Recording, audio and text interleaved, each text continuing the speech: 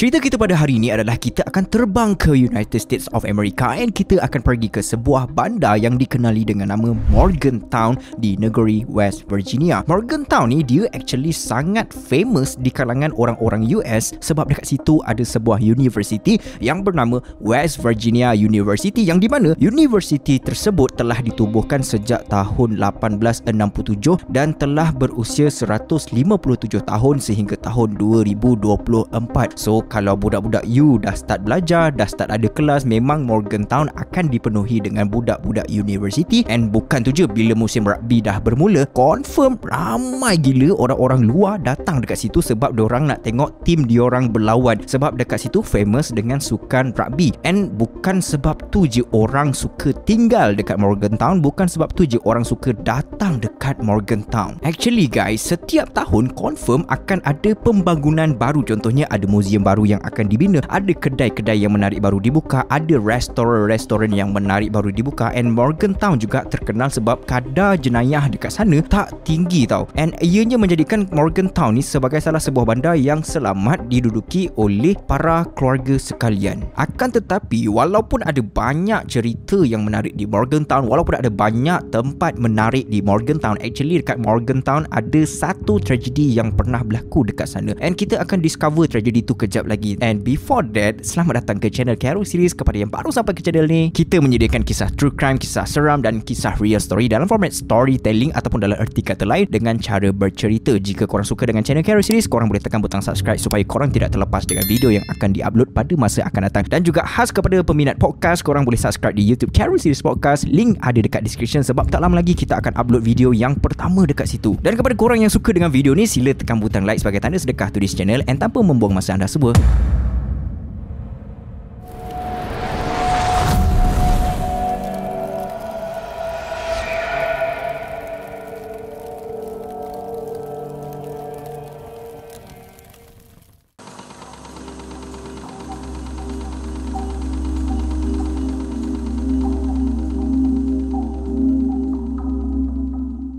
so, kisah yang Kero akan ceritakan ni berlaku pada tahun 2012 dan ianya melibatkan seorang gadis remaja yang bernama Skylar Nice, berumur 16 tahun, masih bersekolah, and at the same time dia bekerja sambilan di sebuah restoran makanan segera yang terkenal dekat US yang bernama Wendy's. Walaupun dia kerja part time, dia merupakan seorang pelajar yang cemerlang, yang di mana dia berjaya untuk skor A dalam kesemua mata pelajaran yang dia belajar di sekolah. And ketika dia di tempat kerja, dia merupakan seorang pekerja yang dilabelkan sebagai tersangat rajin oleh kawan-kawan kerja dia. And kesemua kawan kerja dia suka untuk berkawan dengan Skylar Nice tu guys. Bapa kepada Skylar bernama David dan mak Skylar pula bernama Mary. And Skylar merupakan anak tunggal kepada pasangan tersebut dan mereka melabelkan Skylar sebagai seorang anak yang penyayang dan anak yang menghormati orang tua. So kita fast forward, iaitu pada malam 5 Julai 2012. Pada malam tersebut Skylar Nice pulang daripada tempat kerja dia. Dia masuk ke dalam rumah yang di mana rumah dia adalah jenis rumah apartment. And lepas dia dah masuk dekat dalam rumah dia tu, dia pun terus pergi ke arah mak bapak dia, yang di mana pada masa tu David and Mary berada di ruang tamu. And Skylar terus pergi dekat mak bapak dia di ruang tamu tu. Skylar peluk mak bapak dia and Skylar memberitahu kepada mereka bahawa dia terlalu penat bekerja pada hari tu and dia nak masuk terus ke dalam bilik tidur dia untuk tidur, untuk rehat. Dan dalam pada Skylar berjalan masuk ke dalam bilik dia tu, dalam pada tu juga David and Mary memerhatikan Skylar berjalan masuk ke dalam bilik tidur dia. Memang diorang nampak yang Skylar masuk dalam bilik dia tidur dia, and Skylar buka pintu and then Skylar tutup pintu daripada dalam bilik tidur dia guys. Jadi pada keesokan paginya, seperti biasa David and Mary memang akan bangun awal sebab diorang nak pergi kerja. And pada masa mereka berdua dah bangun tidur, anak mereka iaitu si Skylar tu masih lagi tak bangun and masih lagi berada di dalam bilik dia. Sebab kebiasaannya Skylar akan tutup pintu hanya ketika dia tidur sahaja. Kalau dia dah bangun, dia akan buka pintu. And at that time pintu bilik dia masih lagi bertutup. Jadi Mary and David menganggap yang Skylar masih lagi sedang tidur di dalam bilik, dan mereka terus teringat yang Skylar bagi tahu diorang pada malam semalamnya yang di mana dia mengatakan yang dia terlalu penat bekerja. Jadi mereka fikir mungkin Skylar ni barai sangat semalam tu yang tak bangun lagi tu. Jadi Mary and David pun terus keluar meninggalkan rumah mereka tanpa melihat ataupun tanpa bercakap dengan Skylar. So ketika jam menunjukkan lebih kurang dalam pukul 3 petang macam gitu pada hari tersebut, David pulang ke rumah lebih awal daripada kebiasaan. Dan bila dia masuk ke dalam rumah, dia mendapati keadaan dekat dalam rumah terlalu sunyi sebab Mary memang tengah bekerja sekarang ni, tapi Skylar takkan Skyler tengah tidur lagi kan, mesti dia dah bangun punya. Jadi David rasa mungkin Skyler berada di sekitar dalam rumah, and David pun terus panggil Skyler untuk beberapa kali. Skyler, where are you? Skyler, Skyler, Skyler, hey Skyler. Tapi keadaan dekat dalam rumah tu masih sama senyap sunyi, and Skyler pun masih tak jawab lagi panggilan bapak dia tu guys. Jadi David pun terus pergi ke bilik Skyler, and bila David sampai dekat depan bilik Skyler, David mendapati yang pintu bilik Skyler masih lagi bertutup. And seperti yang Kiro bagi tahu tadi, kebiasaannya kalau pintu bilik Skyler tertutup, maksudnya dia masih lagi sedang tidur. And David pun fikir, lah dia ni tengah tidur lagi rupanya, padahal panggil-panggil tak jawab. Jadi David pun ketuk pintu biliknya Skyler untuk beberapa kali sambil mengatakan, Skyler, woi, dah lewat sangat ni, bangun sayang, bangun. And dalam pada dia sedang menunggu respon suara daripada Skyler, dalam pada tu juga dia sedang cuba untuk mendengar sama ada bunyi Skyler berjalan ke pintu ke, ada bunyi Skyler bangun daripada katil ke, atau ada bunyi Skyler pulas pintu ke. At least dia dapat dengar Skyler punya pergerakan dulu pun dah okey dah sedap dah hati dia. Tapi tak ada guys, tak ada respons langsung daripada dalam bilik, and David terus rasa macam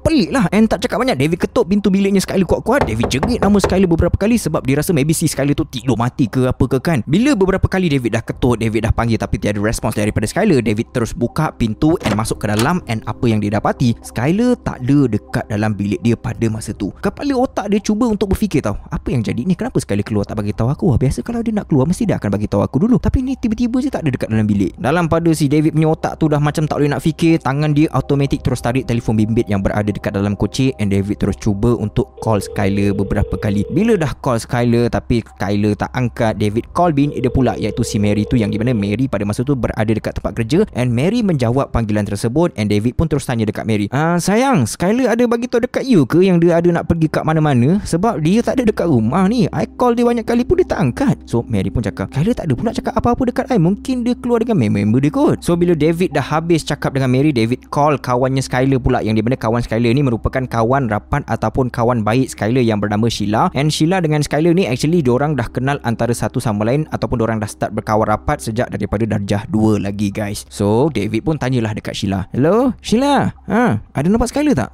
Sebab dia tak ada dekat rumah ni. Manalah tahu dia keluar dengan kamu ke? And then Sheila pun jawab, oh ya ke? Alamak, saya tak tahu pula dia dekat mana. Tapi semalam kita orang ada texting, ada message, tapi message benda-benda biasa je lah pakcik. Oh ya ke? Okey, tak apalah. Kalau macam itu, kalau awak ada nampak Skyler nanti awak tolong bagi tahu pakcik ya. And then David pun matikan call, and kepala otak si David tu masih lagi running memikirkan ke mana anak dia pergi. And dalam pada masa yang sama, dia pun cuba untuk memerhatikan keadaan di sekeliling bilik tidur anak dia tu guys. And dengan sekali pandang memang tak ada apa yang pelik lah. Tapi bila dia mula berjalan ke arah almari baju anak dia, bila dia buka je almari tu, dia menjumpai mesh screen di dalam almari tersebut guys. Untuk pengetahuan korang, mesh screen ni berbentuk seperti jaring tau. Korang boleh tengok seperti di dalam gambar ni, yang di mana ianya digunakan untuk menghalang nyamuk, lalat, serangga-serangga kecil daripada masuk ke dalam rumah. And kebiasaannya frame mesh screen tu adalah kayu and diletakkan di bahagian luar tingkap. Si mesh screen tu diletakkan di luar tingkap guys. Jadi David pun macam blank sekejap lah kan, macam mana benda ni boleh ada dekat dalam almari pula Lepas tu David menolehkan kepala dia ke arah tingkap dekat dalam bilik tu, and memang tak ada mesh screen dekat situ. Maknanya mesh screen yang berada di dalam almari tu adalah mesh screen yang sepatutnya diletakkan di bahagian luar tingkap bilik tu. So David pun pergi datang dekat tingkap tu, and apa yang dia dapati, keadaan tingkap tu tidak tertutup dengan rapat, yang di mana bahagian bawah tingkap tu masih boleh masukkan jari jemari dekat situ tau. Jadi David pun masukkan jari dia dekat bawah tingkap tu, and dia pun buka lah tingkap tu luas-luas, and dia keluarkan kepala dia melalui tingkap tu untuk melihat keadaan di bahagian luar tingkap, sambil memikirkan kenapa mesh screen ni dibuka and diletakkan di dalam almari. And dia tak nak fikir yang bukan-bukan tau pasal anak dia, tapi dia kena fikir juga. So dalam kepala otak dia sekarang ni, apa yang dia fikir adalah anak dia keluar rumah senyap-senyap tanpa pengetahuan dia. Sebelum ni Skyler memang tak pernah buat hal tau. Tak pernah keluar rumah senyap, tak pernah buat hal lah, senang cerita. Tapi yang membuatkan otak David ni jadi pening adalah, okey, kalau memang betul malam tadi dia keluar rumah senyap kan, and then kenapa bila dia dah masuk balik dekat dalam rumah, bila dia dah balik-balik and then dia masuk ke dalam rumah, kenapa dia tak letakkan balik mesh screen dekat tempat yang asal? And kenapa tingkap dia tidak tertutup rapat, yang di mana masih boleh dimasukkan jari lagi dekat bawah si tingkap tu kan? Bila fikir dengan lebih mendalam, David jadi macam tak keruan tau guys. Jadi David tak nak fikir yang bukan-bukan. David terus call Mary and menceritakan apa yang berlaku kepada Mary, and diorang buat keputusan untuk just bagi si Skyler tu masa dulu, mungkin lagi beberapa jam macam itu, nanti dia akan balik lah, ataupun lagi beberapa jam mungkin Skyler akan call diorang ke kan. Jadi diorang pun tunggu, and pada pukul 4 petang kemudiannya, restoran Wendy, tempat kerjanya si Skyler tu, call si David, yang di mana diorang cakap, hello Encik David, saya manager restoran Wendy ni, and sekarang ni saya nak tanya dekat Encik David berkenaan dengan Skyler, kenapa dia tak masuk kerja lagi ya? Dia ada masalah ke? So David David pun menceritakanlah apa yang berlaku kepada manager si Wendy's tu. And selepas panggilan tu tamat, David and Mary jadi tak keruan lah dibuatnya kan. Diorang jadi semakin risau, semakin panik, and sampai satu tahap tu diorang dah tak tahan untuk menunggu kepulangan Skyler yang tak kunjung tiba tu. Akhirnya David membuat keputusan untuk melaporkan kepada pihak polis berkenaan dengan Skyler. Long County 911, do you have an emergency? I have a 16-year-old daughter who apparently snuck out of her room last night. She has not been home, hasn't went to work, can't get a hold of her from any of her friends. I am scared to death. Has she done this before?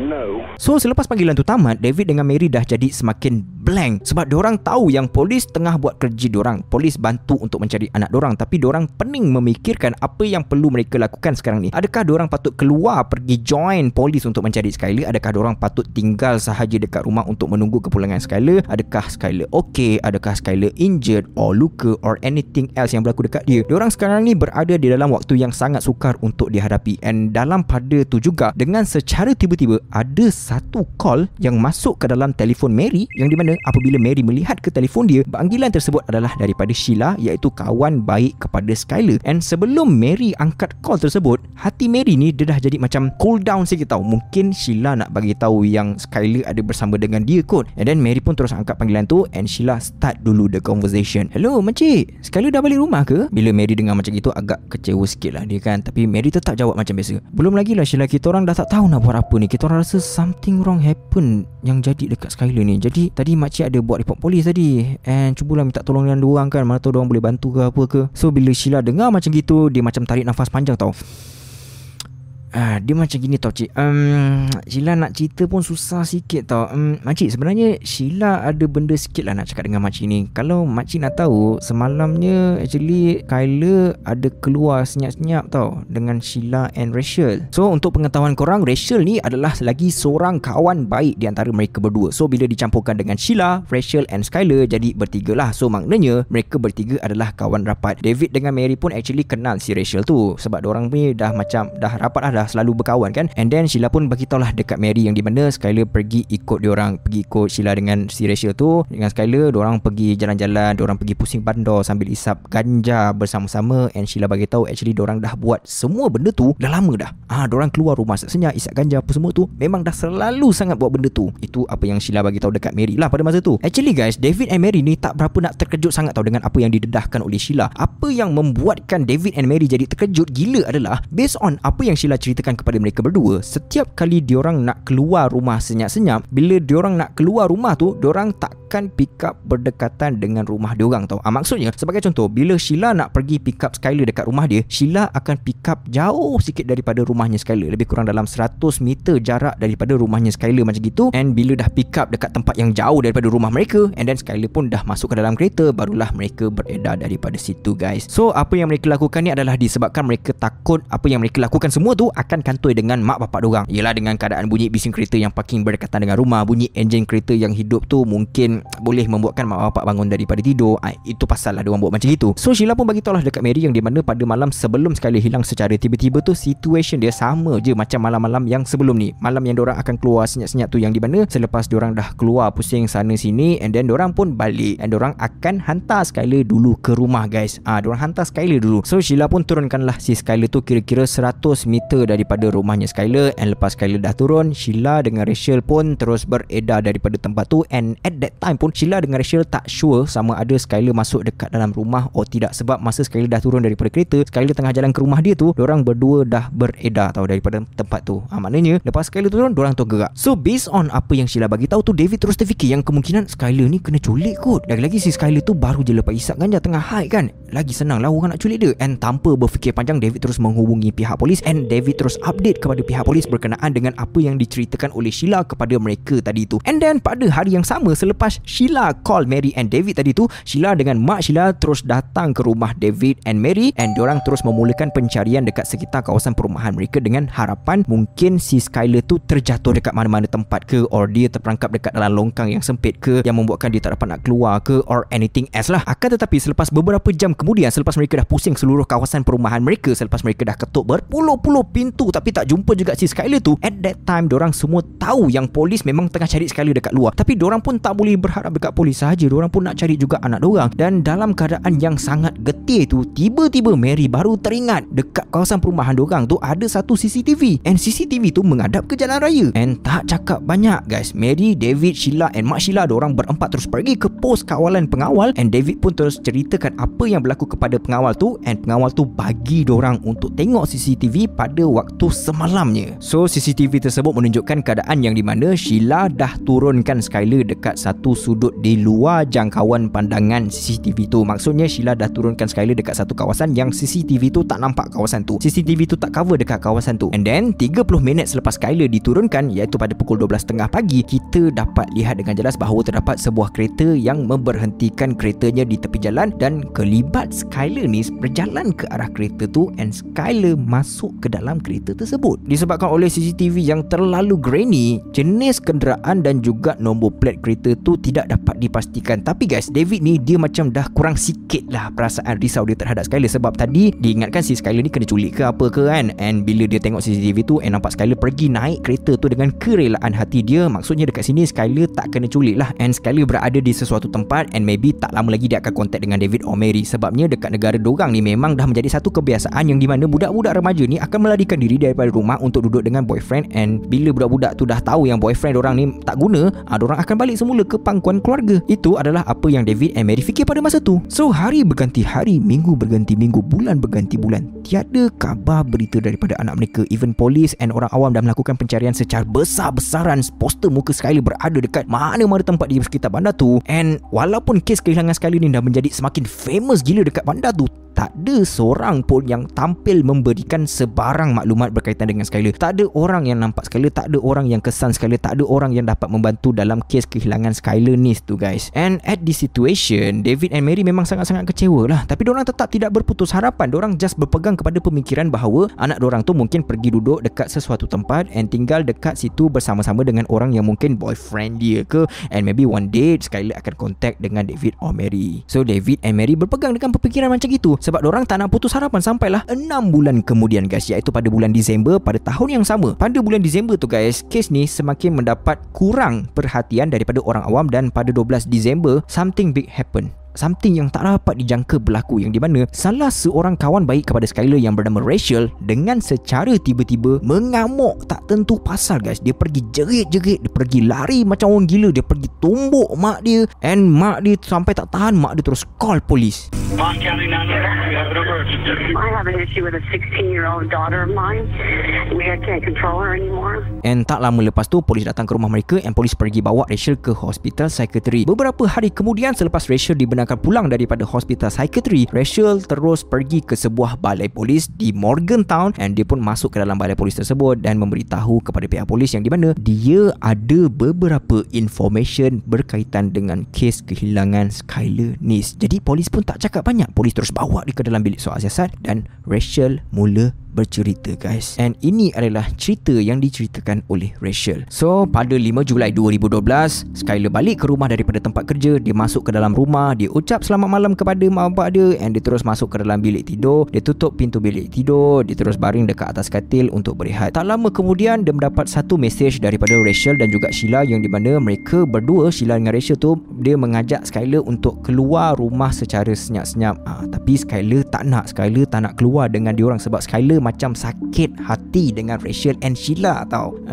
Based on cerita daripada kawan-kawan sekolah dorang bertiga ni memang tersangat rapat sebelum ni. Tapi kebelakangan ni guys, Skyler macam perasan yang dia dah semakin tak diperlukan lagi oleh Sheila and Rachel, yang di mana bila Sheila and Rachel pergi ke sekolah, dorang berdua selalu pakai baju yang sama. Dia macam, okay, dorang bertiga kan kawan rapat. Kalau kawan rapat, maksudnya Rachel and Sheila should be bagi tahu dekat Skyler yang dorang nak pakai baju yang sama. So Skyler pun boleh join sekali pakai baju yang sama, sebab dorang bertiga kan kawan rapat. Tapi bila dah Sheila and Rachel pakai baju yang sama tanpa pengetahuan Skyler, so that is mean Skyler ni macam dah kena tolak daripada Rachel and Sheila sikit-sikit tau. Korang faham kan? And bila mana diorang ambil gambar selfie, Skyler selalunya akan berada di belakang sekali tau. Umpama Skyler ni memang dah tak diperlukan lagi lah, senang cerita. So benda ni lah yang membuatkan Skyler rasa sakit sakit hati gila dekat dorang, and Skyler macam malas nak keluar senyap dengan dorang berdua pada malam tu. Akan tetapi beberapa jam kemudiannya, Skyler tiba-tiba bersetuju dengan ajakan mereka berdua, and Skyler pun message lah dorang, "Weh korang, nanti ambil aku 12:30 malam." So pada 6 Julai, Skyler bangun daripada katil dia pergi ke tingkap, dia buka tingkap, dia angkat mesh screen dan dia pergi letakkan mesh screen tu dekat dalam almari baju dia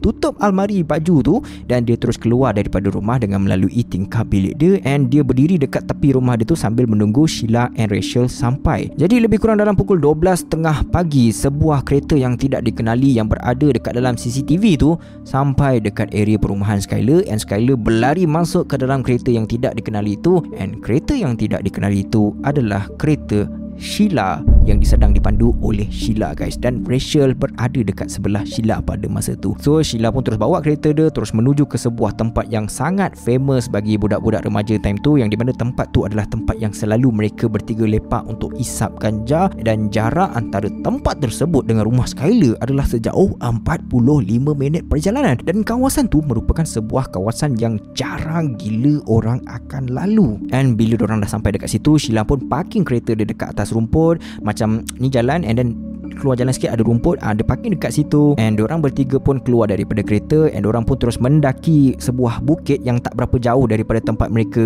parking kereta tu, yang di mana jalan, lepas tu Sheila parking dekat sini, atas ni bukit, and then diorang daki bukit tu guys. So dekat atas bukit tu lah mereka akan hisap ganja sambil memandang ke bawah, memandang ke arah tempat kereta parking tu guys. Diorang punya position body tak memandang ke arah satu sama lain tau time tu. Diorang bertiga duduk sebaris, and badan diorang bertiga semuanya menghadap ke bawah bukit ke arah kereta tau. So Sheila terus keluarkan sebatang rokok, yang di mana dekat dalam dia punya rokok tu adalah ganja, and Sheila minta lah lighter dekat Rachel and Skyler. "Weh Skyler, Rachel, ada lighter tak?" And diorang berdua pun macam check lah dekat dalam kocik diorang kan, mana tahu ada lighter kan. And diorang mendapati diorang pun tak ada lighter time tu guys. Jadi Sheila terus cakap dekat Skyler, Skyler, sorry doh, tolong ambilkan lighter sekejap boleh tak dekat dalam kereta.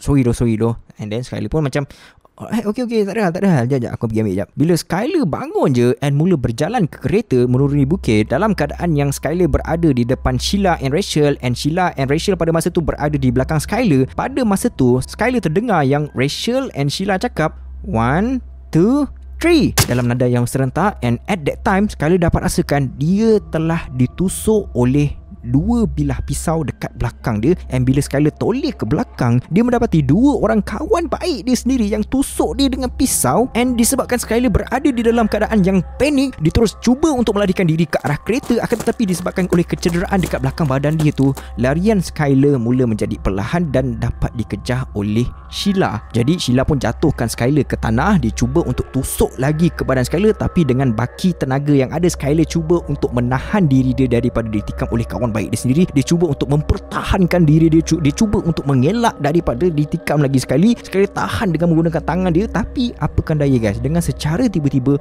Rachel datang daripada arah tepi. Dia pergi tepis tangannya Skyler yang sedang menahan pisau daripada Sheila tu, and Skyler dah tak mempunyai sebarang tenaga untuk protect diri dia. Pada masa tu Sheila and Rachel menikam Skyler secara bergila-gila di bahagian dada dan juga leher. Dalam keadaan yang berlumuran darah tu guys, Skyler berkali-kali cakap, "Kenapa korang buat aku macam ni? Apa salah aku? Kenapa korang buat aku macam ni? Apa salah aku?" Berkali-kali Skyler cakap macam itu, tapi tak diendahkan oleh Sheila and Rachel. Diorang tetap menikam Skyler sampai suara Skyler tidak kedengaran lagi guys. Dan apa yang mengerikan dekat sini adalah apabila Rachel dah berhenti menikam Skyler, Sheila tetap masih lagi menikam Skyler di bahagian leher, sampai kan dah tak ada bunyi tikaman langsung dekat lehernya Skyler tau. Tak ada bunyi-bunyi, tak ada tau.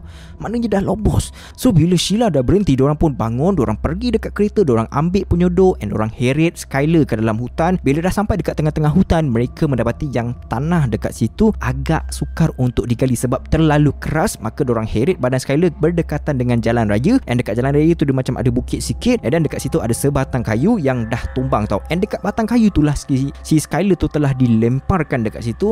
And diorang ambil lah daun-daun kering, diorang ambil batu-batu, diorang letakkan dekat atas badannya si Skyler tu supaya menutupi seluruh bahagian badan Skyler. Diorang macam timbus dengan daun dan juga batu. Dalam pada diorang nak timbus badan Skyler dengan batu tu, diorang hentakkan sekali batu-batu tu semua dekat kepalanya Skyler untuk memastikan yang Skyler betul-betul dah mati. Yes, So diorang pun bersihkan darah daripada badan diorang dengan menggunakan peluntur, and diorang balik ke rumah masing-masing pada malam tu.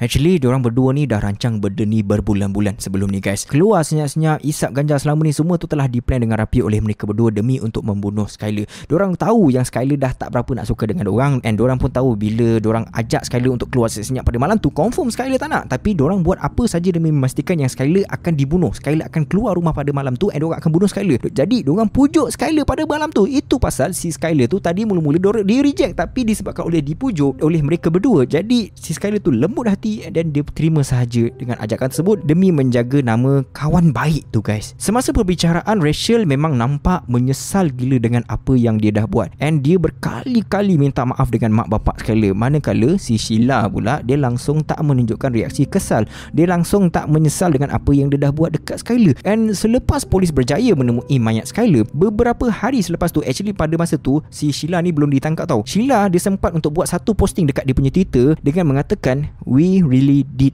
go on 3." Maksudnya dengan kiraan 1, 2, 3. Kiraan yang ketiga tu, diorang tu betul-betul tusuk badannya si Skyler tu guys. So Rachel dijatuhkan hukuman penjara 30 tahun, manakala Sheila pula dapat hukuman penjara seumur hidup. Diorang berdua layak untuk dapat parole, yang di mana parole tu adalah kalau diorang berkelakuan baik, diorang akan dilepaskan daripada penjara pada tahun 2028 guys. Jadi motif kepada pembunuhan ni adalah disebabkan oleh Sheila dengan Rachel ni dah tak suka dengan si Skyler. Ada juga ura-ura yang mengatakan diorang ni actually maksudnya Sheila dengan Rachel ni actually diorang lesbi. Jadi diorang ni macam dah tak perlukan lagi si Skyler ni, diorang pergi bunuh si Skyler tu. Itu just macam ura-ura dah. Kira tak sure sama ada betul ke tidak. Yang pasti adalah diorang berdua ni membunuh si Skyler tu adalah disebabkan oleh diorang dah tak suka dengan Skyler tu guys. Macam annoying gila si Skyler tu, and that is why diorang bunuh. Jadi guys, macam biasa, korang boleh tuliskan pengajaran di ruangan komen, and itu saja untuk video kali ni. Kalau korang suka dengan video macam ini, korang boleh tekan butang like sebagai tanda sedekah, and jangan lupa untuk subscribe to Kero Series Podcast, sebab tak lama lagi kita akan upload video yang pertama dekat podcast dekat situ guys. Dan juga kalau korang nak dapatkan merchandise Kero Series dan juga Syamim Story, korang boleh klik link yang ada dekat bawah. Until next time, see you soon. Assalamualaikum.